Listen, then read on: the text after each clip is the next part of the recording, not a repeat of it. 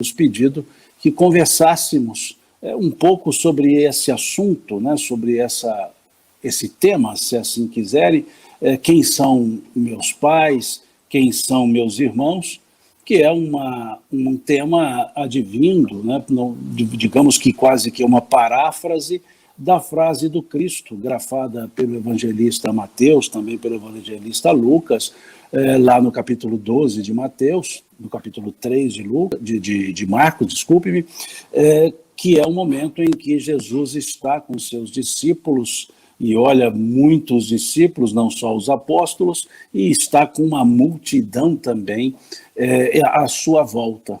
É o momento que ele estava retornando à casa de Pedro, e ali, naquele momento, várias pessoas limitando, e diz o evangelista Mateus, até com certa dificuldade para eles mesmos, Jesus e os seus discípulos, seus apóstolos, se alimentarem, e veio sua mãe, vieram seus irmãos a estar com ele. E não conseguiram entrar, porque estava muito cheio, e eles então pediram que chamassem a Jesus, e disseram a Jesus: eis que tua mãe e os teus irmãos estão lá fora a te chamar. E ele então pergunta: quem é minha mãe? Quem são meus irmãos? É dentro desse contexto, então, que surge essa proposta de tema: quem são meus pais, quem são meus irmãos? Essa pergunta do Cristo, muitas vezes, foi utilizada para criar uma certa ideia de uma animosidade familiar. Muitas vezes foi utilizada essa frase do Cristo como se fosse um descaso para com a família. Muitas vezes, quando se fica apenas na pergunta, pode-se sim inferir essas ideias que não são reais, que não são as ideias corretas. Quando se fica apenas na pergunta, ele perguntando quem é minha mãe, quem são meus irmãos. Porque a sequência do fato, a sequência da ocorrência, Jesus mesmo responde a essa pergunta. Ele faz uma pergunta e ele mesmo a responde, dizendo que todo aquele que faz a vontade do Pai que está nos céus é a sua mãe e são seus irmãos. E ele fala isso olhando para as pessoas que lá estão, apontando para as pessoas, como que indicando com o dedo, com a mão, para todas aquelas pessoas, dizendo que todas elas, se fizessem a vontade do Pai, seriam seus irmãos, seriam suas irmãs, seriam sua mãe, seu pai.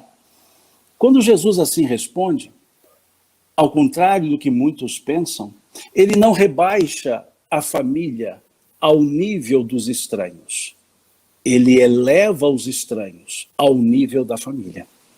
Ele eleva aqueles estranhos ao nível da família justamente para nos mostrar que a família é muito mais do que uma consanguinidade. Que a família, os laços que unem as famílias são laços espirituais. São laços daqueles que fazem a vontade do Pai, como disse ele. São os laços espirituais. São esses laços de afetividade, esses laços de amorosidade. Então Jesus, naquela passagem, estava nos dizendo que podemos trazer todas as pessoas para o sentimento familiar, para o sentimento da afeição, do afeto, para o sentimento da amorosidade. Está nos dizendo que não precisamos de uma consanguinidade para poder dizer ao outro: você é meu irmão. Para sentir o outro como sentimos os nossos membros das nossas famílias. Khalil Gibran, muito interessante esse poeta libanês, ele certa vez nos colocou uma ideia também de uma família universal, dizendo que o amor só seria pleno na terra quando as mães amarem os filhos das outras como amam os seus. Veja essa forma poética que Khalil Gibran encontra para nos falar que o amor ele não é exclusivista, não deveria ser exclusivista, que o amor na sua natureza ele é um sentimento que advém do Criador e que trazemos em nós essa potencialidade. Esse amor que o apóstolo Paulo muito bem nos trouxe no capítulo 13 da sua carta primeira aos Coríntios, quando nos disse que o amor tudo ama, a todos ama, a tudo ama, o amor tudo entende. É importante percebermos porque esse é o amálgama que liga, que une as pessoas, que une os seres espirituais. Então essa passagem do Cristo permitiu que os Espíritos nos trouxessem outros ensinos. E Kardec os coloca no capítulo 14 do Evangelho segundo o Espiritismo. No capítulo 14 do Evangelho segundo o Espiritismo, que tem por título Honrai vosso pai e a vossa mãe. E é interessante que ele não segue a sequência do mandamento que está no capítulo 20 do livro Êxodo. Porque no capítulo 20 do livro Êxodo, essa frase está: honrai vosso pai e vossa mãe, para que tenhais longos dias na terra que o Senhor teu Deus te dará. É um mandamento que tem uma recompensa terrena, mas uma recompensa. E Kardec deixou de lado na frase, no capítulo, essa recompensa, como que a nos dizer que honrar pai e mãe, que amar, não é não é por esperar recompensa. Que o amor, o amar pai e mãe, é simplesmente uma atitude natural. O honrar pai e mãe é uma atitude natural, que não se faz porque se busca uma recompensa. Se faz porque aprendeu a amar. E essa pergunta, então, quem são os meus pais? Quem são os meus irmãos? Com essa fala do Cristo, permite que nos horizontalizemos nós mesmos, para que coloquemos todos nós em um nível só, em que não há uma hierarquia familiar de quem manda, quem obedece. Não há uma hierarquia de concorrência. Somos todos espíritos que nos aproximamos por necessidades semelhantes, que nos aproximamos por afeições, que formamos aquilo que Kardec chama no capítulo 14 do Evangelho segundo o Espiritismo de família universal. A família pelos laços espirituais. Explica-nos Kardec, nesse capítulo 14, que nós temos as famílias por laços materiais e as famílias por laços espirituais. E que nem todo laço espiritual vai determinar, nem todo laço material vai determinar laços espirituais. E que para se ter os laços espirituais, não se faz necessário unicamente que se tenha também os laços materiais. É importante que na família consanguínea, nos laços materiais, tenhamos esses laços espirituais por afinidade de propósitos, por afinidade de sentimentos. Mas nas famílias corporais, nas famílias materiais, nem sempre estamos com aqueles espíritos com os quais guardamos afinidades no sentido dos bons sentimentos. Podemos ter na família consanguínea, na família material, espíritos muitas vezes adversos e espíritos até desconhecidos uns dos outros. É isso que Kardec nos explica no capítulo 14, que também podemos observar no capítulo 5 do Evangelho segundo o Espiritismo, quando ali percebemos os espíritos dizendo que o espírito frequentemente renasce no meio em que já viveu, para estabelecer novamente aquelas relações do passado. Vejam que o advérbio colocado pelos espíritos é frequentemente, não é constantemente. Significa que, em maioria de vezes, nos reencontramos. A família espiritual na família material, na família consanguínea. Mas nem sempre nos reencontramos. Muitas vezes temos na família consanguínea, na família material, corporal, espíritos com os quais nunca havíamos convivido, mas que guardamos uma semelhança, guardamos um comprometimento ante a um comportamento que está ligado à lei do amor. Na frequência nos encontramos, nos reencontramos, mas não sempre. E também podemos nos encontrar, com aqueles com os quais já nos encontramos, mas com os quais não guardamos afinidades de bons sentimentos, com os quais guardamos repulsas, com os quais guardamos animosidades. E ali no seio familiar, da família material, da família consanguínea, tenta-se reestabelecer ou estabelecer os laços espirituais. Então, quem são nossos pais? Quem são nossos irmãos? E podemos acrescentar, quem são nossos filhos? Somos todos espíritos que precisamos uns dos outros e que os papéis sociais, os papéis familiares que exercemos são necessários para que possamos exercitar o amor, que é o único ponto de convergência para que possamos crescer na lei de Deus. Por que os papéis familiares? Porque dependendo da necessidade da, aspas, reconciliação, ou na linguagem de Kardec, do restabelecimento das boas relações, a posição que ocupamos na estrutura familiar contribui. Por exemplo, o sentimento de amor dos pais para com seus filhos não é da mesma característica do sentimento de amor dos filhos para com seus pais. Da mesma forma, não é a mesma característica do tipo de amor entre os irmãos. Porque tudo que nós fizermos, o motivo de estarmos em família é justamente para nos ajustarmos na lei do amor, que é a única lei. Tanto é que o Cristo nos disse, quando chamado em uma das oportunidades a falar-nos do maior mandamento, ele nos disse que o amar a Deus e amar ao próximo eram esses mandamentos. Mas ele não disse só isso.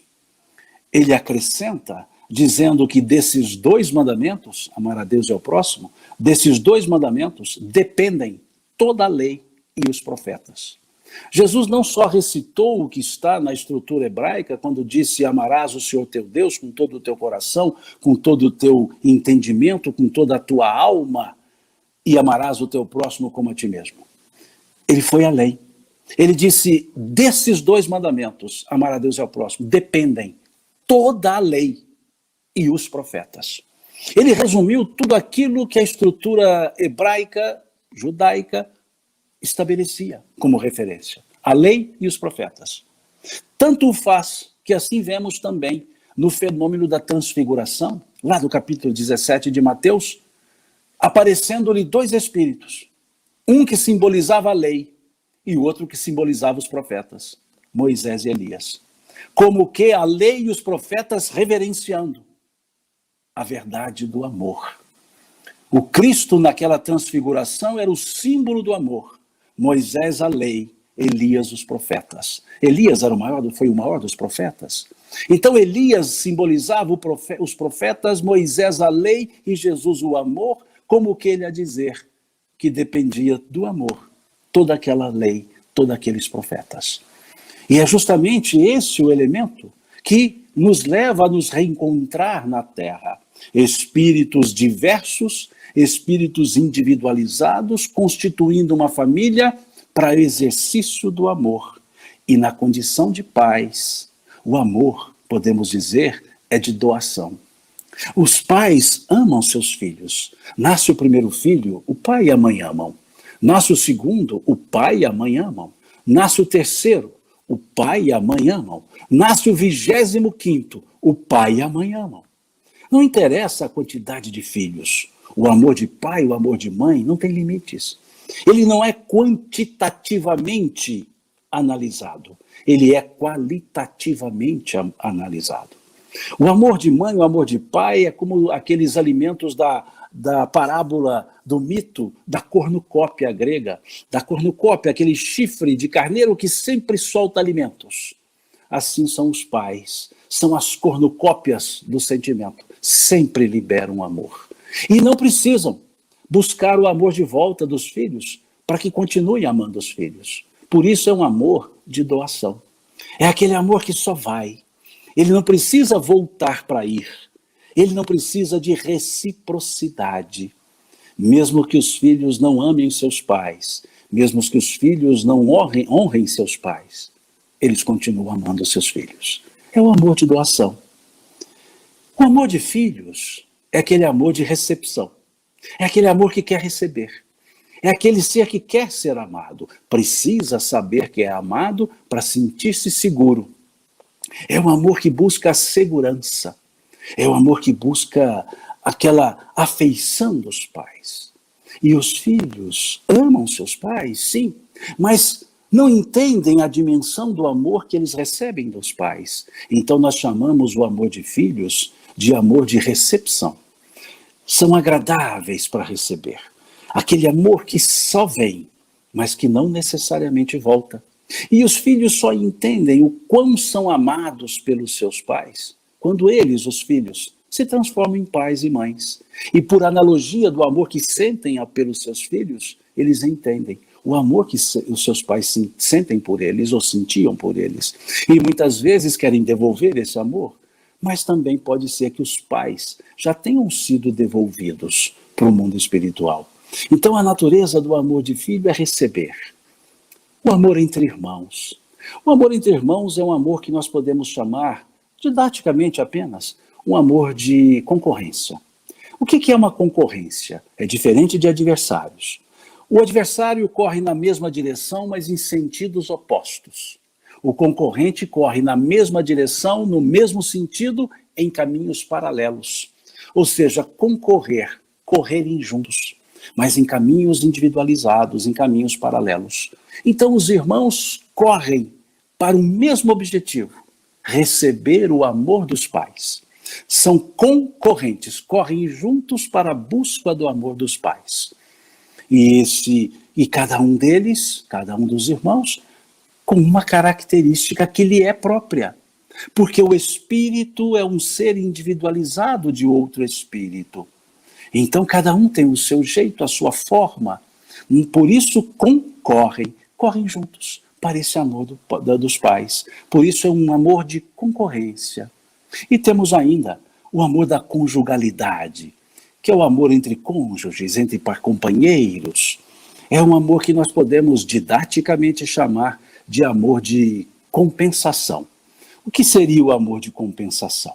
É aquele amor que para ser dado precisa ser recebido primeiro. Ou seja, é aquele amor que para amar precisa se sentir amado.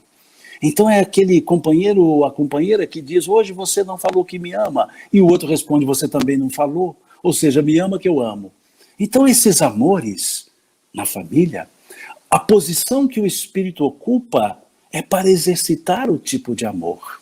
Aquele que guardou um egoísmo, aquele que muito prejudicou, que foi prejudicado, que tem um medo, ele vem como pai, para tirar vem como mãe, para tirar aquela animosidade, aquela raiva que sentiu, porque pelo véu do esquecimento aparecem ali dois seres que conjuminam-se para criar o corpo que um outro espírito habitará. E esse outro espírito é aquele com o qual eu tenho animosidade. E qual a melhor maneira de terminar a raiva, o ódio que eu sinto por uma pessoa? Amando-a incondicionalmente. E qual é a posição numa família que ama-se incondicionalmente? Pai ou mãe. Pai e mãe. Então veja que na posição de pai e mãe estão os espíritos que precisam aprender a amar incondicionalmente. São aqueles que precisam amar, que precisam de uma aproximação afetuosa para com seus filhos, para com aqueles espíritos que chegam como filhos. E os espíritos que chegam como filhos são aqueles espíritos que precisam ser amados para aplacar uma insegurança do passado, para aplacar um medo do passado. Qual a melhor posição para se sentir seguro? A de filho, que é amado incondicionalmente pelos pais. Então, quando há animosidade, as posições melhores são essas. Aqueles irmãos que precisam aprender a conviver, aqueles espíritos que precisam aprender a dividir, compõem a estrutura dos irmãos. Isso quando se tem uma estrutura de animosidade prévia. Mas também podem vir como pais, aqueles espíritos que querem ensinar, que querem ensinar outros, e na condição de pai e mãe, isso lhes permite uma melhor forma. Então também quando há uma encarnação que não seja por animosidade, que seja para um processo instrutivo, aquele que pode ensinar, aquele que pode exemplificar, vem primeiro na condição de pais. Aquele que precisa aprender pela exemplificação, pelo ensinamento, vem na condição de filhos. Aqueles que precisam dividir os conhecimentos na condição de irmãos. Então, várias são as possibilidades. Não quer dizer que são só essas, isso aqui é apenas um exemplo didático. Várias são as possibilidades de reencontros. E é preciso que entendamos a posição familiar, o papel familiar exercido, tem a ver com a necessidade encarnatória. E é preciso que nos lembremos que nós todos, em regra, organizamos, programamos, escolhemos o nosso gênero de vida no processo encarnatório, conforme está na questão 258 do Livro dos Espíritos. Quando os Espíritos dizem que nós mesmos, os Espíritos, é que escolhemos o gênero de provas pelo qual nós queremos passar.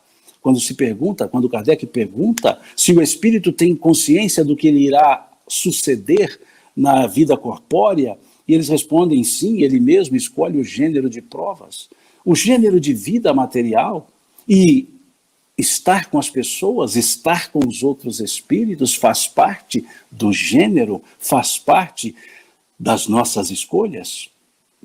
Então, quando alguém diz, eu não pedi para nascer, pediu, se não implorou. Eu não escolhi vocês como pai, escolheu, e foi escolhido também.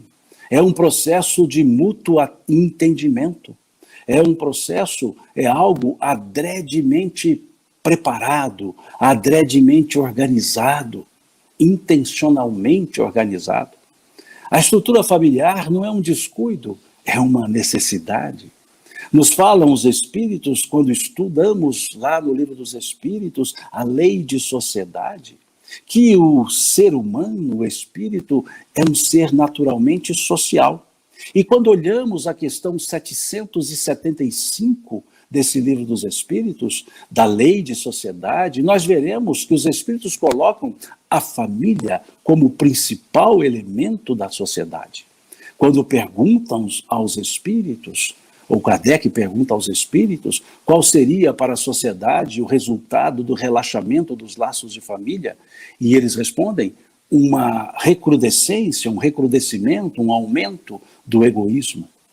Mostrando-nos então que o exercício em família é aquele encontro de espíritos para aprender o altruísmo, para acabar com o egoísmo. Porque se o relaxamento dos laços de família faz aumentar o egoísmo, o apertar os laços de família permite então o aumento do altruísmo.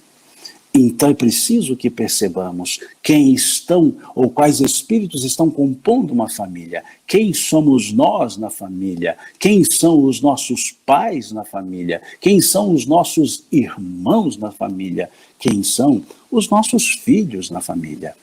Para perceber que não vai ser a consanguinidade que vai determinar os laços de amorosidade. A consanguinidade vai nos mostrar a necessidade da proximidade, porque os próximos, mais próximos de nós mesmos, são os nossos familiares. E é preciso, então, que entendamos que a família consanguínea nos permite a proximidade para que exercitemos os laços espirituais, para que transformemos a família em família espiritual, em família da transcendência espiritual. E se temos animosidades na consanguinidade, entendamos que estamos no lugar certo. Estamos com as pessoas certas, com os espíritos certos. Estamos no momento certo para fazer a coisa certa. Talvez aí é que complica um pouco, fazer a coisa certa. Mas ninguém está de maneira errada numa família. Ninguém errou o endereço. Ia nascer na família A e trocou o caminho e nasceu na B. Não, não. Nós estamos no lugar propício para que exercitemos nossas potencialidades, para que resolvamos as nossas pendências, para que juntos desenvolvamos-nos no processo de ascensão, de crescimento espiritual. Então, quem são nossos pais? Quem são nossos irmãos? Quem são nossos filhos? Quem nós somos? Espíritos individualizados que concordamos em nos unir numa proximidade consanguínea ou numa proximidade afetiva para que juntos pudéssemos crescer. Somos companheiros de jornada.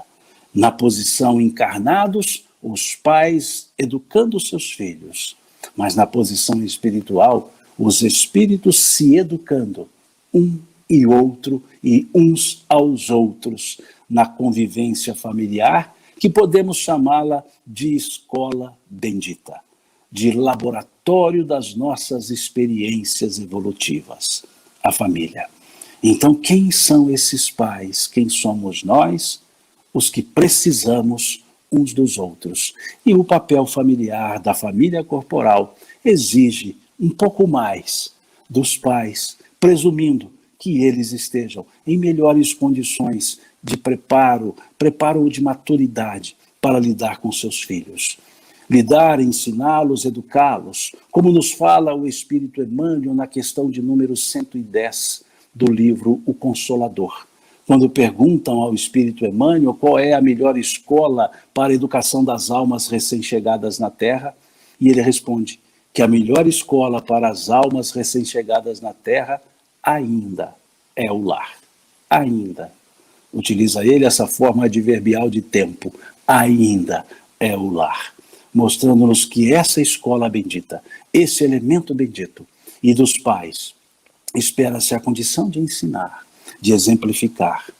Porque diz Emmanuel, que nessa mesma questão 110, que os estabelecimentos de ensino propriamente ditos do mundo podem instruir, mas só o Instituto do Lar pode educar.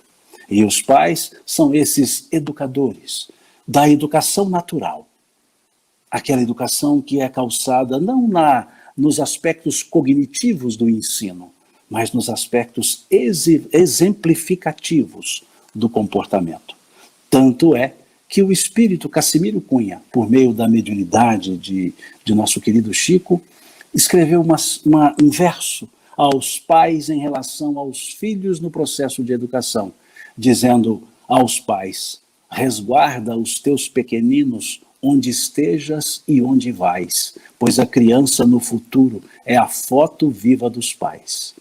Então, nesse sentido da educação doméstica, nesse sentido da vida encarnada, nesse sentido da vida familiar consanguínea ou por afinidade, os pais são espíritos necessitados também, mas são espíritos comprometidos. Conforme vemos no mesmo capítulo 14, vemos também no capítulo 4, principalmente nesse ponto do capítulo 4, quando dizem-nos os espíritos, trazendo-nos uma pergunta aos pais, quando de retorno ao mundo espiritual: que fizestes vós dos filhos que nós vos confiamos? Isso está lá no capítulo 4 do Evangelho segundo o Espiritismo. E Dona Teresa de Brito, um espírito nobilíssimo, pela psicografia de Raul Teixeira, no livro Vereda Familiar, ela nos fala que quando Deus nos confia uma alma que vem do invisível para os sagrados compromissos do lar, é porque Ele sabe em que no meio em que nós vivemos, com os recursos parcos ou fartos que tivermos, teremos condições de bem educar essa alma para a vida. Então, pais, quem são nossos pais uma vez encarnados? Aqueles responsáveis pela nossa educação. Quem somos nós? Os filhos encarnados, aqueles que precisam se esforçar para crescerem buscando nos pais a fortaleza. E quem são os irmãos no sentido encarnado? Companheiros de jornada, que precisamos uns dos outros para buscarmos a mesma afeição daqueles mesmos pais que aqui estão conosco para nos auxiliar nesse processo de vida. Na família espiritual, quem são os pais, os irmãos e nós mesmos? Espíritos companheiros de jornadas que precisamos nos ajustar nos papéis familiares, no sentido da família consanguínea, quem são os pais, quem são os irmãos.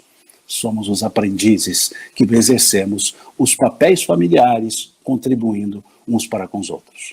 Espero que seja pelo menos uma ideia daquilo que está na proposta do tema, e peço desculpas se porventura não abarquei da forma que esperavam essa temática. Quem são nossos pais, quem são nossos irmãos.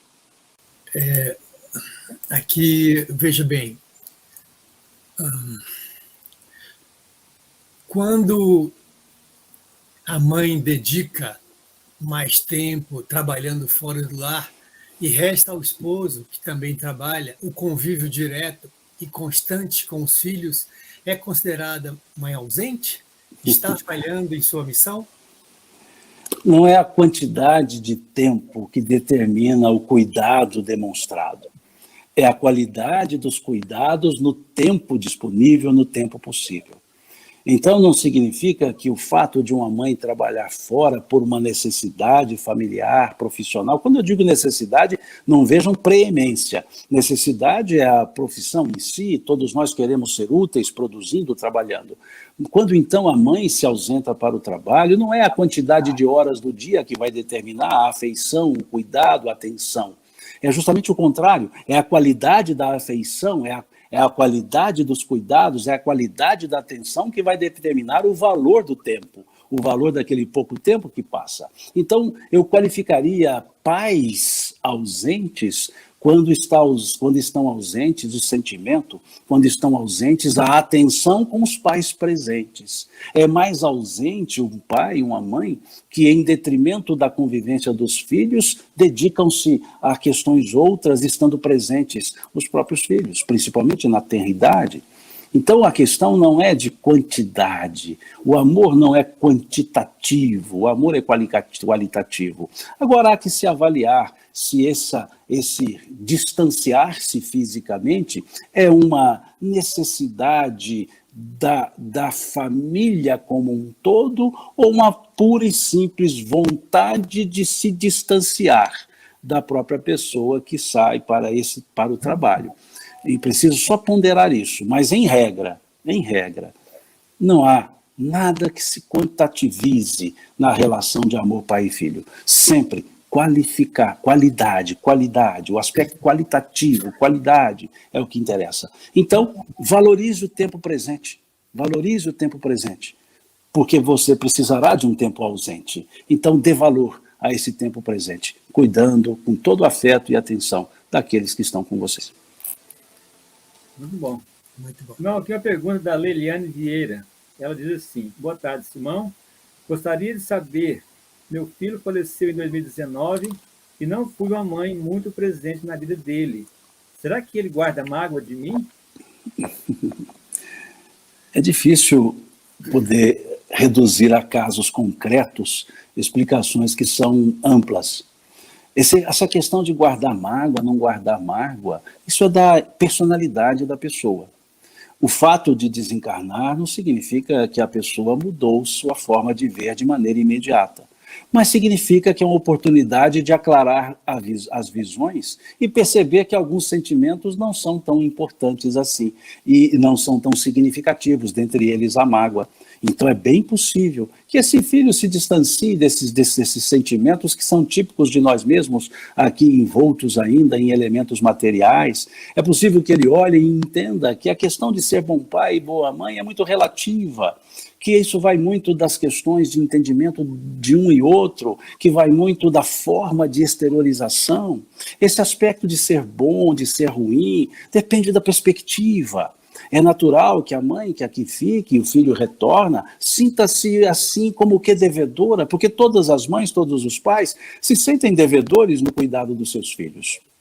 Todas as mães, todos os pais sentem que faltaram com alguma coisa que deveria atender. E quantas vezes nós ouvimos dos filhos, mas fala uma coisa e depois a gente pensa, nossa, como eu errei ali. Mas nós não erramos com vontade de errar, nós erramos porque também estamos aprendendo a sermos pais e mães. Estamos aprendendo a lidar com aqueles espíritos que chegam. Então não é essa questão de ser bom pai, ser boa mãe, é de ter bons propósitos, de querer o bem. A forma que muitas vezes a gente é educado não é a forma que a gente educa os filhos da gente. Muitas vezes, no meu caso, meus pais é de uma geração do século XX, né, nascidos lá na década de 20, na década de 10, na verdade. Né, meu pai nasceu em 1919, minha mãe nasceu em 1920. É natural que eles tenham uma noção de amorosidade austera, e nem por isso essa austeridade foi danosa. Não, pelo contrário, porque eles entendiam que estavam fazendo o máximo para o nosso bem. E outros pais já são mais carinhosos no sentido não austero e também querem o nosso bem. Então, não fique se perguntando se o filho guardará mágoa, se ele desencarnou e vai guardar mágoa. Não, fique falando para você que você fez o que você entendia que podia fazer. E que falhas, todos nós a temos, todos nós erramos, todos nós acertamos. Se os pais sempre acertassem, todos os pais erramos, todos os pais nos confundimos. Então é preciso que olhemos o que nós fizemos e ponto. Agora, seu filho não deixou de ser seu filho. Foi para o mundo espiritual, mas aquele amor materno, aquele amor de doação continua. E ele continua recebendo esse amor. E continua também amando, porque a morte não cessa, não corta os laços afetivos. A morte pode tirar os laços consanguíneos, mas nunca tira os laços afetivos. Então, mãe, a senhora continua mãe desse filho e ele continua filho, mesmo lá. Principalmente nesses momentos iniciais. E pode ter certeza que as lembranças dos que lá chegam são sempre aquelas lembranças dos momentos melhores. E aqueles momentos não tão bons, eles os tomam como aprendizado. E com certeza, não há mágoa a se conservar. Não há coração de mãe que possa gerar uma mágoa profunda que não se ajuste. Porque é sempre um amor que está intencionado no bem. Então, não se ocupe, ou não nos ocupemos com bom, mal, certo, errado. Ocupemos-nos com o que nós pudermos fazer com as melhores intenções. Coloquemos assim, boa intenção, má intenção. Aí sim, a gente pode se preocupar, como for má intenção. Mas agir bem ou mal, certo ou errado, circunstâncias da vida. Ótimo. Janeiro, você tem uma pergunta aí da internauta Sinara Batista para fazer? Tenho. Simão, da Sinara Batista. Com a relação difícil entre mãe e filho pode ser reconstruída. E quando um deles desencarnou, será que teremos outro reencontro para reparar e modificar essa relação? Vamos lá. Vamos de trás para frente? Quando um se reencarnou, vamos pensar primeiro. Nós somos seres interexistenciais. Nós não existimos somente enquanto estamos na Terra. Nós somos seres imortais. Não é a morte que corta um laço de afinidade, um laço de responsabilidade. Não é a morte que vai cortar essa afeição existente entre os filhos, e também não quer dizer que vá resolver de imediato a animosidade existente. Mas significa que o estarem aqui todos e estar um aqui, outro no mundo espiritual, não corta a relação vivencial, material, visual, sensitiva no aspecto, digamos, de sensações físicas, mas não corta as relações espirituais. Então, não interessa se já desencarnou, e ainda mais temos a reencarnação, quando coloca aqui na pergunta, podemos nos reencontrar? Sim, reencontrar lá no mundo espiritual ou reencontrarmos aqui na Terra em outra oportunidade, mas com certeza reencontrar lá primeiro. A gente se reencontra lá e depois aqui, ou até podemos nos reencontrar voltando esse filho ainda com os pais encarnados em diversas posições, sejam na condição de um novo filho, seja na condição de netos, bisnetos, ou de amigos, sobrinhos, ou seja, a proximidade do laço não vai interessar. Vai interessar que nós podemos aqui nos refazer. E esse ponto é importante, porque os espíritos ressaltam isso. Quando Kardec perguntou na questão 171 do Livro dos Espíritos, onde se fundamenta a verdade, o dogma da reencarnação, os Espíritos responderam a ele na justiça de Deus e na sua revelação, pois um bom pai sempre deixa abertas as portas para o arrependimento dos seus filhos. Então, oportunidade para reparação e reencontro nunca nos faltará. Sempre poderemos nos reencontrar e ajustar. No aspecto encarnado, quando nós, então, nos dedicamos, né, a primeira parte da pergunta, nos dedicamos à educação, ao cuidado dos filhos, e muitas vezes eles se mostram refratários, totalmente refratários, continuemos o trabalho. Continuemos, porque essa pergunta foi feita a Emmanuel, na questão de número 190 do livro O Consolador. Quando se pergunta o que devem fazer os pais quando os filhos são refratários a todos os ensinos. Lá na questão 190. E ele responde, depois de tudo tentarem, tudo. Veja, não é só depois de dar uma tentativa, depois de tudo tentarem e não lograrem o êxito, deixai-o por conta da providência. Veja, deixai-o por conta da providência. Há um curso natural das coisas para que possa a lei de Deus imperar. Então, depois de tudo tentar. Então, se é refratário, tenta de novo. Se é refratário, tenta de novo. Tenta de outro jeito. Muitos são refratários aos ensinos, mas não refratam o amor, não refratam o carinho, não refratam a atenção. Então, observemos os nossos filhos, desde que eles chegam na Terra, têm as suas características, têm os seus indicadores, os seus indicativos, e vamos cuidar para tentar nos aproximar ao máximo. Há aqueles que a linguagem cognitiva fala mais alto, mas há aqueles que a linguagem corporal, o abraço, o afeto, o afago, que fala mais alto. Saibamos ler, né, os nossos filhos, saibamos dar uma resposta a uma outra pergunta, quem são nossos filhos, e olhemos para eles e enxerguemos ali esses espíritos que, como nós, têm as suas dificuldades. Continuemos, nos esforcemos, mesmo que haja refratariedade. Supõe-se que os pais sejam espíritos um pouco mais experientes. E numa contenda, o experiente é aquele que cede primeiro. Diz um ditado chinês que o homem fala, o sábio cala e um tolo discute. Então, muitas vezes nós vemos essas animosidades pelo excesso das discussões, pela tentativa de imposições. Muitas vezes dar o passo atrás não é recuar, é tomar impulso. Então, muitas vezes os pais recuam e tomam um ligeiro impulso para poder lidar de maneira diferente com seus filhos. Apesar das refratariedades, continuemos. A sociedade atual não é muito diferente das outras eras, não. Tem problemas tão fortes e tão grandes quanto no passado.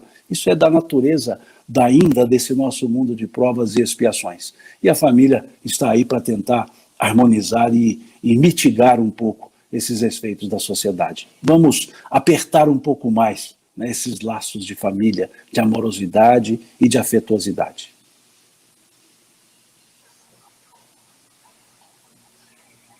Sou eu, né, José Luiz?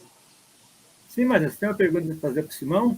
Tem uma aqui, sim. O nosso público e a audiência está muito grande e, com isso, a diversidade é muito alta, né?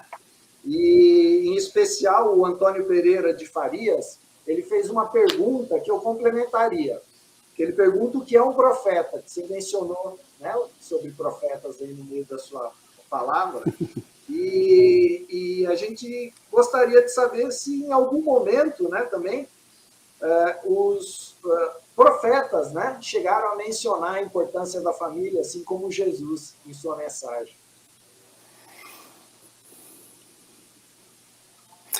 Vejam, a ideia de profeta não é no sentido daquele que prevê o futuro, daquele que fica fazendo as previsões.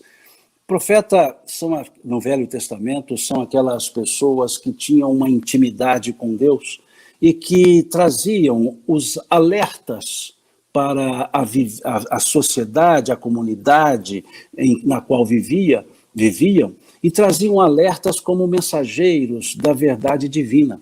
Então, muitas vezes, sim, eles falavam de futuros, eles falavam das previsões, como temos Daniel, como temos Isaías, Jeremias, Malaquias, Mas também tínhamos os profetas como Jonas, como Elias, que não faziam as profecias, eram aqueles enviados de Deus. Até um pouquinho, tem hora que um pouquinho teimosos, como Jonas, por exemplo, tinha hora que ele dava uma recalcitrânciazinha, mas depois seguia os ensinos. Então, os profetas são exemplos, são pessoas exemplos do Velho Testamento que trazem essas condutas seguindo a Deus. Temos aqueles chamados profetas menores, né? Oséias e outros menores, o profeta Joel, menores no sentido de, não que um é mais importante do que o outro, da circunstância e da localização onde atuavam. Então temos o profeta Joel, profeta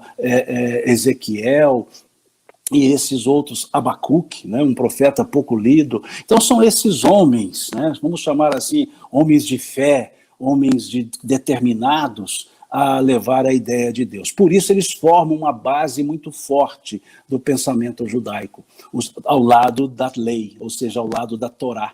Eles formam um pensamento muito forte, uma base, melhor dizendo, muito forte para a estrutura judaica. E também trabalhavam com a ideia de famílias, sim, mas é preciso que nós não tiremos do contexto da época e tragamos para hoje. Porque naquela época a ideia de família era uma ideia de clã, era uma ideia mais fechada, de família que tinha obrigações entre si, que não poderiam, muitas vezes, expandirem as suas relações, senão dentro daquele âmbito familiar. Era um aspecto mais de patriarcado. Então, sim, eles primavam pela família, recebiam as bênçãos do pai. Por exemplo, na história de Esaú e Jacó, filhos de Isaque, netos de Abraão, em que aguardavam os dois as bênçãos do pai, porque sem as bênçãos do pai, eles não podiam seguir os seus caminhos e sucederem aos seus pais. Tem até um certo ludibriar, né, de Jacó em relação a Esaú, nesse aspecto de buscar as bênçãos. Tem aquela importância dada por Deus naquela parábola ou naquela epifania de Deus com Abraão em relação ao sacrifício de Isaque. Tem a história de Esdras, né, de Judite, todas do Velho Testamento que trazem essas noções de família. Tem a história de Noé, né, em que foi ridicularizado pelos filhos quando ele comeu um pouquinho a mais de uvas, e a fermentação dessas uvas deu a ele uma certa embriaguez, e os filhos riram dele, e aí na estrutura patriarcal da época houve uma punição de Deus, ou seja, por envergonhar o pai, por desprezar o pai, na linguagem para aquela época. Então é preciso que a gente não olhe com olhos do presente o passado, né? É preciso que a gente olhe com os olhos da época. Então havia sim essa preocupação da família, e o mandamento honrai vosso pai e vossa mãe faz parte do decálogo que está lá no Velho Testamento, no capítulo 20 do livro Êxodo, ao dizer honrai vosso pai e vossa mãe, mostrando-nos o aspecto da honra. Ali, a época, a honra. Hoje nós podemos trabalhar, como Cristo nos trouxe, em vez do honrar, no sentido da época de honra, olharmos amor. Amai os vossos pais e as vossas mães, né? Talvez hoje seria o mandamento, porque aquele que ama, honra. Né? Então, muitas vezes, esse honrar foi visto como vingar, como muitas coisas, mas vejam que havia, sim, uma preocupação desse grupo chamado família, mesmo que, à época, um clã, mas um grupo chamado família. Muito bom. Excelente. Vamos... Paulo, você tem uma pergunta a fazer para o Simão?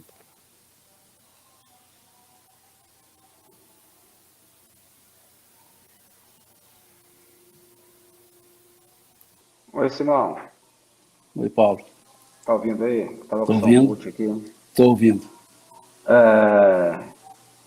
Em que momentos poderíamos pensar em ter que priorizar outros objetivos acima da família consanguínea? Se esses outros objetivos auxiliam a família, se esses outros objetivos podem contribuir com o crescimento da família, crescimento no sentido de afetuosidade. Porque tudo aquilo que nós nos levamos a fazer que destrói os laços familiares não é útil, não é bom. Seria como um desprezo à família. Muitas vezes nós usamos a família para justificar os nossos atos que são mais egoístas do que pela família em si. Há momentos que nós usamos a família e dizemos, não, eu nem vou em casa, eu passo meses sem ir em casa para manter minha família. Não, não é para manter a sua família, é para sustentá-la, porque para mantê-la precisa, além do sustento, a amorosidade, precisa também o companheirismo. Então é preciso que nós separemos bem o que é esse momento de priorizar. Dizia o Cristo, onde estiver o vosso tesouro, aí estará o vosso coração. Então olhemos para nós o que é o nosso tesouro. Porque aquele que tem a família como tesouro, ele se lança sim a outras ações, porque prioriza a família. Trabalha, sacrifica-se, ensina, dá o máximo, porque está priorizando a família. Mas alguns priorizam a si mesmos e justificam com a família, mas muitas vezes não estão priorizando a família. Então que olhemos essas questões com um pouco mais de parcimônia, ou seja, com um pouco mais de cuidado, de atenção, menos alarde, e olhemos caso a caso e nos perguntemos se realmente estamos priorizando a família ao fazer outras coisas. Ao, aspas, com P menor, priorizar as outras coisas, não deixemos de, com P maior, priorizar a família, priorizar aqueles que estão conosco. Nosso compromisso primeiro é com o bem-estar familiar. Agora, há casos que realmente é necessário um sacrifício, e sacrifício no sentido estrito da palavra sacrifício. A palavra sacrifício ela é composta por duas palavras latinas, sacrum e facere. Sacrum mais facere. Sacrifício, fazer sagrado, tornar sagrado. Sacrum facere, fazer sagrado. Então, quando dizemos fazer um sacrifício pela família, não é no sentido de se machucar e se mortificar pela família. É no sentido de tornar sagrado o Instituto Família. E para isso, muitas vezes, eu preciso me dedicar a uma questão material. Muitas vezes, de fato, eu preciso ficar um tempo fora da família. Preciso, não é quero, preciso. Agora, há vezes que as pessoas querem ficar longe e justificam-se no preciso. Quando, de fato, precisar é um sacrifício e não uma nova priorização. É um sacrifício, no sentido exato da palavra sacrifício. Tornar sagrado aquilo que nós fazemos em prol de um valor maior, que é a família. Edmir, tem mais uma. Vamos à segunda rodada agora. Edmir, vamos com você. Tem aqui a pergunta do José Amin. Simão, por favor, comente a trova do espírito Casimiro Cunha, que está no livro Gotas de Luz. Procura formar amigos com seus valores cristãos. O destino faz parentes, a bondade faz irmãos. Sim. Veja, a ideia de parentela e a ideia de irmandade. A parentela, ela é consanguínea. A parentela é consanguínea. A parentela de Jesus é consanguínea. Os seus parentes é consanguinidade. Então é preciso perceber que a união não depende da parentela. Quantas vezes nós somos mais afinizados com pessoas estranhas à consanguinidade, ou seja, aos não consanguíneos, do que aos consanguíneos. E podemos transformar a parentela em irmãos, quando colocamos o sentimento na convivência.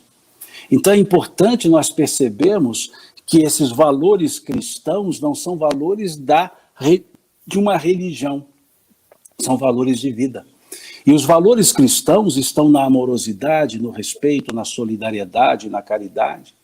Então é preciso que nós olhemos que não somos frutos, não podemos ser frutos de um destino material, e sim frutos de uma decisão de pessoal, de nos encontrarmos em família. E essa bondade é no sentido de amorosidade, de afetuosidade. É o afeto que nos aproxima. Não é a consanguinidade necessariamente, é o afeto que nos aproxima. Então a família, volto a dizer, é esse instituto que Emmanuel chama de melhor escola para a educação das almas. Educação na bondade, educação na afetuosidade, educação na amorosidade. Simão, uma pergunta aqui da Ângela Sancho. Ela fala assim, primeiramente a sauda. Boa tarde, Simão. Por que os filhos sempre querem saber qual é o mais amado por nós? Quem não quer saber se é querido por todos? Isso é da natureza, né? Nós temos que observar esse ponto. Aí sim, o processo encarnatório explica o porquê de não amar mais ou amar menos, mas o porquê de ter mais ou menos afinidades. Os pais amam os seus filhos do mesmo jeito, do mesmo tanto, melhor dizendo, com a mesma intensidade. O amor de pai e de mãe não tem diferença em intensidade. A forma de amar depende da forma da convivência, da ressonância.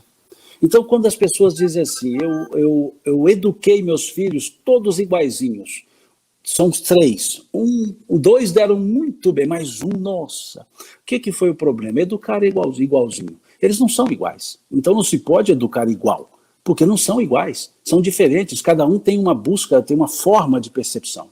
Então, a forma de demonstrar o amor, ela varia, ela se modifica. Tem aquele filho que é pegajoso, que é grudento, então a mãe e o pai amam grudando.